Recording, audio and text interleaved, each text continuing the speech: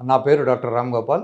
నేను హైదరాబాదులో దిల్సుఖ్ నగర్లో మెట్రో పిల్లర్ 1552 మీ సేవా రోడ్, మంజు సుధా హాస్పిటల్. పొద్దున 10 నుంచి మధ్యాహ్నం 2 వరకు, సాయంకాలం 6 నుంచి 8 వరకు పనిచేస్తాను. మిత్రులు అడుగుతున్నారు హస్తప్రయోగం గురించి చెప్పండి అని. హస్తప్రయోగం వల్ల కొన్ని లాభాలు, కొన్ని నష్టాలు ఉన్నాయి. లాభాలు ముందు మాట్లాడుకుందాం, తర్వాత నష్టాల గురించి కూడా చెప్తాను.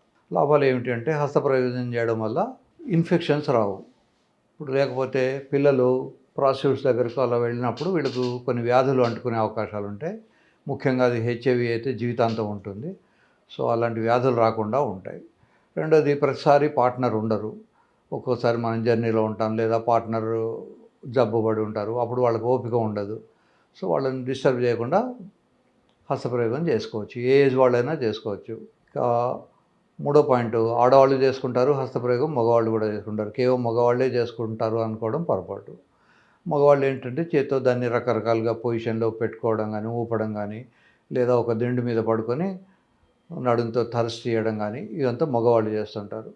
ఆడవాళ్ళు చేత్తో దాన్ని స్టిమ్యులేట్ చేయడం కానీ, దాని మీద ఒక మెత్తటి గుడ్డ వేసి ఆ గుడ్డను రబ్ చేయడం కానీ, లేదా క్యారెట్ వంకాయనో అందులో పెట్టేసుకొని తృప్తి పడడం కానీ, ఇవన్నీ కూడా రకరకాలైనటువంటి మాస్టర్బేషన్స్. ఇంకొక అడ్వాంటేజ్ ఏమిటి అంటే, ఎవరైతే రెగ్యులర్గా అయితే శృంగారము, లేకపోతే మాస్టర్బేషన్, ఏదో రకంగా లోపల ఉన్నటువంటి ఫ్లూయిడ్ బయటకు వచ్చేస్తే మగవాళ్ళకు ప్రాస్టేట్ క్యాన్సర్ అనేది తక్కువ శాతం వస్తుంది. ఎవరైతే సెలిబసీ అని ఎన్నడూ దాన్ని ఇజాక్యులేట్ కాకుండా కట్టి పెట్టేసుకుంటారో వాళ్లకు ప్రాస్టేట్ క్యాన్సర్ వచ్చే అవకాశం ఉంటుంది. కనుక first and most thing is, natural holes నుంచి వచ్చే వాటిని ఆపొద్దు. అది కళ్ళల్లో నీళ్ళైనా కావచ్చు, ముక్కులో నుంచి వచ్చే చీమిడైనా కావచ్చు, చెవిలో జివిలైనా కావచ్చు, నోట్లో ఉమ్మైనా కావచ్చు, మూత్రం కావచ్చు, లేదా పాటి కావచ్చు. ఏదైనా కూడా భగవంతుడు కొన్ని రంధ్రాలు పెట్టాడు. వీటిని నవరంధ్రాలు అంటారు. వేదాంత శాస్త్రంలో దీన్ని నవరంధ్రపురి అంటారు. ఈ ఊరికి 9 రంధ్రాలు ఉన్నాయి, ఈ శరీరానికి 9 రంధ్రాలు ఉన్నాయి, ఆ లెక్కన వాళ్ళు చెప్తారు.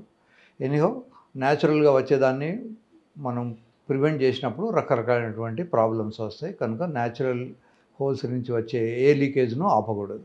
ఒక్కొక్కసారి 82 ఇయర్ ఓల్డ్ పెద్ద మనిషి నా దగ్గర తీసుకొస్తారు. ఆయన చెప్తాడు, నాకు కొంచెం ఇబ్బందిగా ఉంటుంది, భార్య చనిపోయి 1 or 2 years అయింది. ఇప్పుడు ఆ పెద్ద మనిషిని మనం పెళ్లి చేసుకోమని చెప్పడానికి లేదు.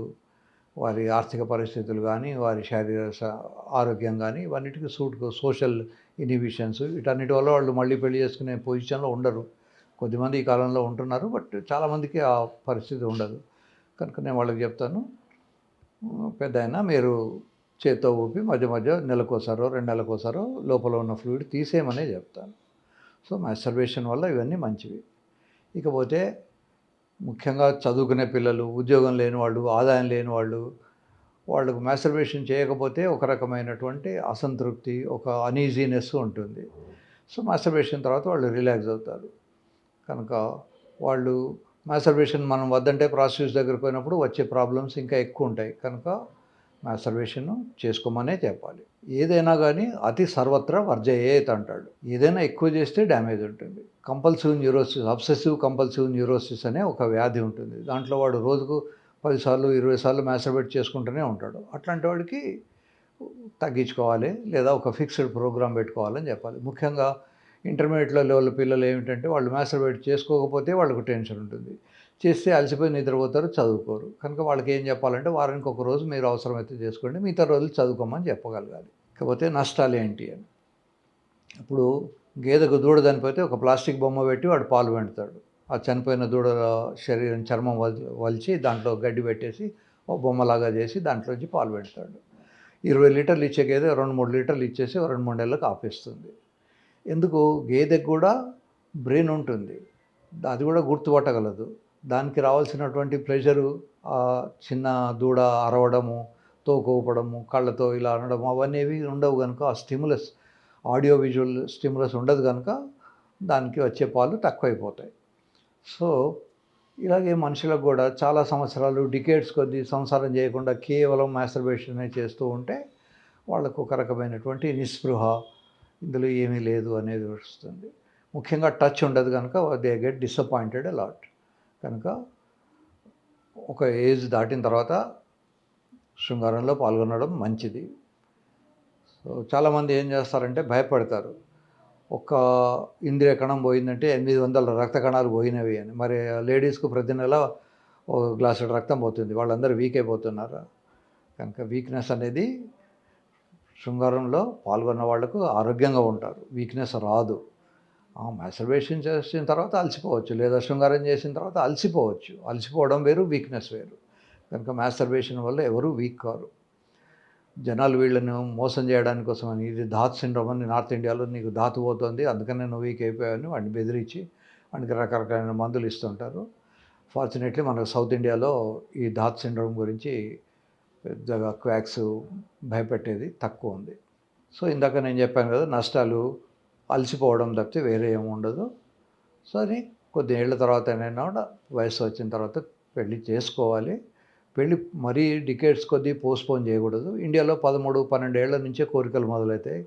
మరి 40, 45 ఏళ్ళకి పెళ్లి చేసుకుంటే వాడికి ఒక 20, 25 సంవత్సరాలు మాస్టర్బేషన్ అలవాటైపోయిన తర్వాత వాడు మామూలుగా సంసారం చేయడానికి ఇబ్బంది పడతాడు.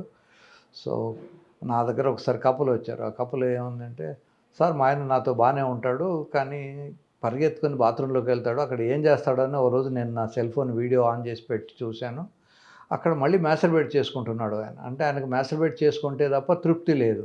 ఎందుకంటే కొన్ని డికేట్స్ కొద్దీ పెళ్లి కన్నా ముందు ఆయన దానికి అలవాటు పడిపోయాడు. మళ్ళీ అది వస్తే గానీ ఆయనకు ఆ తృప్తి లేదు.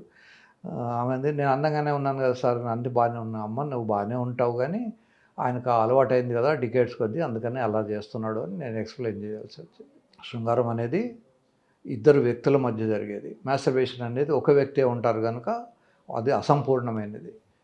కనుక అసంపూర్ణమైనది అత్యవసర పరిస్థితులలో భార్య ఊళ్ళో లేనప్పుడు కానీ, లేదా ఆమెకు ఆరోగ్యం బాలేనప్పుడు కానీ ఆమెను హింసించవద్దు. ఆమెను ఇబ్బంది పెట్టకుండా ఉండేందుకు మాత్రమే మాస్టర్బేట్ చేసుకోవాలి.